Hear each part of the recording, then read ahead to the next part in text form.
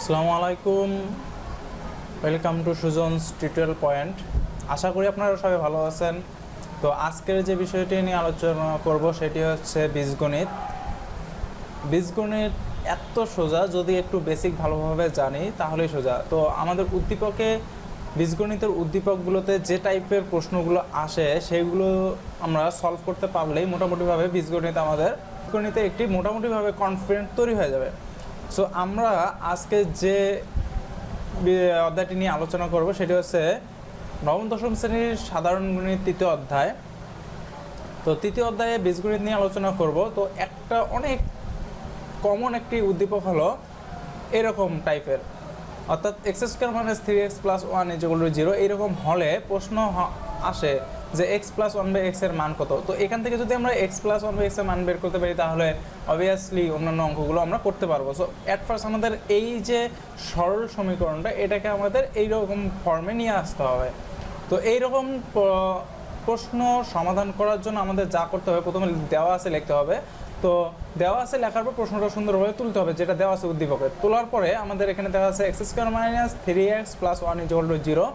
তো এটার সমাধান করার যে নিয়মটা, সেই নিয়মটা হচ্ছে, প্রথম নিয়মটি হচ্ছে সকল পদকে সর্বনিম্ন পাওয়ারযুক্ত চলক দ্বারা ভাগ করতে হবে। অর্থাৎ এই যে রাশিটা, এই রাশির সর্বনিম্ন পাওয়ারযুক্ত চলক কোনটি? এখানে সর্বনিম্ন পাওয়ারযুক্ত চলক হচ্ছে এক্স।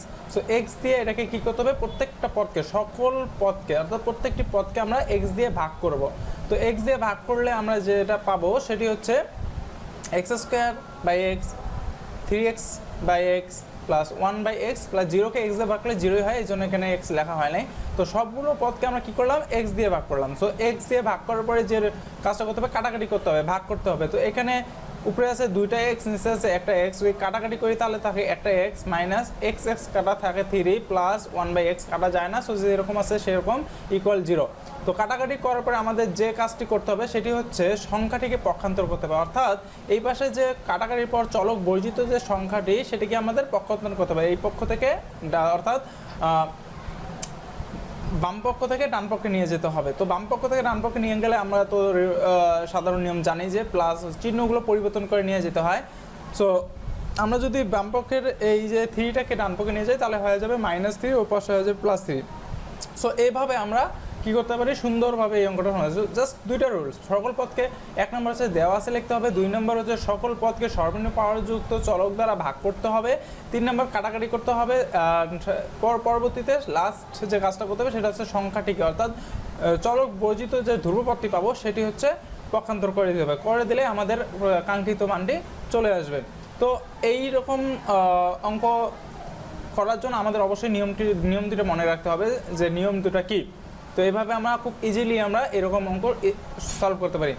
তো শুধু যে এক্স স্কোয়ার থাকবে এমনটা না, আরেকটা যদি উদাহরণ আমরা দেখি, যে আরেকটা উদ্দীপক এরকমও থাকতে পারে উদ্দীপকটা, যে x⁴ মাইনাস 3x² প্লাস 1 = 0 হলে x² প্লাস 1/x² এর মান কত? তো এখানে দেখা যাচ্ছে যে পাওয়ার আছে 4। তো আমাদের বেসিক কনসেপ্ট ওই অনুযায়ী কাজ করলে এখানে হবে না। তো আমাদের এখানে যেটা করতে হবে সেটা আগের নিয়মেই চলবে। সমাধান করার জন্য প্রথমে দেওয়া আছে লিখতে হবে, তারপর উদ্দীপকের প্রশ্নটা তুলতে হবে। তোলার পরে 1 নম্বর যে রুলসটি, ওই রুলস বলছে কি সকল পদকে সর্বনিম্ন পাওয়ারযুক্ত চলক দ্বারা ভাগ করতে হবে। এর আগের যদি রুলসটা দেখি, এর আগের রুলসে কী ছিল? সর্বনিম্ন পাওয়ার ছিল x1, 1 লেখার প্রয়োজন, এখানে x এর পাওয়ার ছিল 1, এই জন্য x দ্বারা সবগুলোকে ভাগ করছি। বাট এখন যে রুলসটা আমরা পাবো, সেটা হচ্ছে,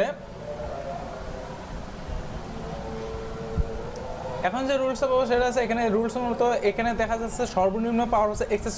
দ্যাটস ওয়াই প্রত্যেকটা পদকে এবার কি করতে হবে? x² দিয়ে ভাগ করতে হবে। তো x² দিয়ে যদি আমরা ভাগ করি তাহলে x⁴/x² minus 3x² plus 1/x, অর্থাৎ প্রত্যেকটা পদকে আমি x² দিয়ে ভাগ করেছি।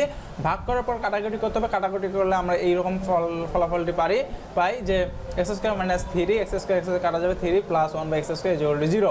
তো এরপরে যে দ্বিতীয় রুলসটা, সংখ্যাটিকে পক্ষান্তর করতে হবে। এখানে সংখ্যা আছে -3 পক্ষান্তর করলে হবে x² প্লাস 1/x² = 3, অর্থাৎ x² প্লাস 1/x² মান পেয়ে গেলাম। তো আমাদের শর্ট রুলস এটা। এইরকম বিভিন্ন অনেক উদ্দীপক আছে, আমাদের টেস্ট পেপার করলে বিভিন্ন বোর্ডের কোয়েশ্চেন বলো, বিভিন্ন স্কুলের টেস্ট পরীক্ষা বলো, এইরকম যে বীজগণিতের যে কোয়েশ্চেনগুলো আছে এই উদ্দীপকে এইরকম টাইপের যে দুইটা দেখালাম এরকম টাইপের প্রশ্ন থাকতে পারে।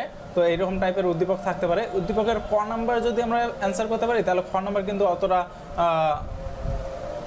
টাফ হয় না। তো আমরা এইভাবে সুন্দরভাবে কি করব, প্র্যাকটিস করব। প্র্যাকটিস করার মাধ্যমে এইরকম এই রিলেটেড যে কোয়েশ্চেনগুলো এগুলো আর ইনশাল্লাহ সমস্যা হবে না। তো টিউটোরিয়াল পয়েন্টের পক্ষ থেকে আবারও তোমাদের জায়গায় ধন্যবাদ এতক্ষণ পাশে থাকার জন্য। আসসালামু আলাইকুম।